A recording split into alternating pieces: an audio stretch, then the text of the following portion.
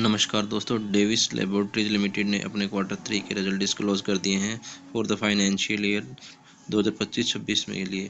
सभी वैल्यू करोड्स में दे रखी हैं। कंसोलिडेटेड स्टेटमेंट देखते हैं।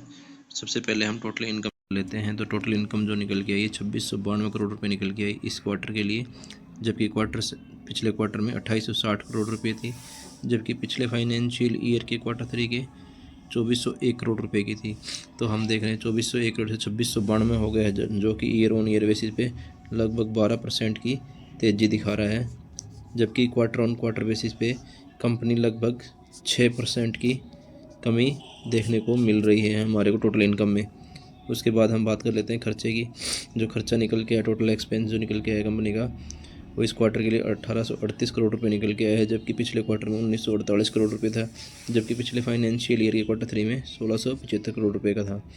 तो हम देख रहे हैं कि ईयर ऑन ईयर बेसिस पे तो कंपनी के खर्चे बढ़े हैं, जबकि क्वार्टर ऑन क्वार्टर बेसिस पे कंपनी के खर्चों में कमी आई है। उसके बाद हम बात कर लेते हैं प्रॉफिट बिफोर टैक्स की। तो प्रॉफिट बिफोर जो टैक्स निकल के आया 780 करोड़ रुपये निकल के आया है इस क्वार्टर के लिए, जबकि पिछले क्वार्टर में 912 करोड़ रुपये था, जबकि पिछले फाइनेंशियल ईयर के क्वार्टर 3 में 726 करोड़ रुपये का था। तो हम देख रहे हैं कि क्वार्टर ऑन क्वार्टर बेसिस पे तो कंपनी के प्रॉफिट गिरे हैं, जबकि ईयर ऑन ईयर बेसिस पे कंपनी के प्रॉफिट बिफोर टैक्स में बढ़ोतरी हुई है। उसके बाद हम प्रॉफिट फॉर द पीरियड की बात कर लेते हैं।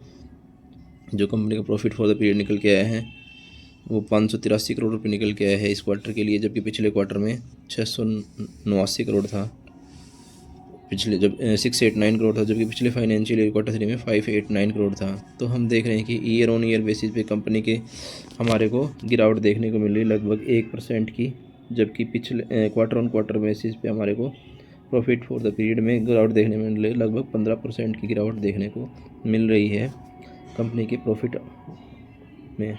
उसके बाद हम बात कर लेते हैं EPS की। तो EPS जो निकल के आया दोस्तों वो इस क्वार्टर के लिए 21.98 निकल के आया है, जबकि पिछले क्वार्टर में 25.97 था, जबकि पिछले फाइनेंशियल ईयर के क्वार्टर 3 में 22.20 था।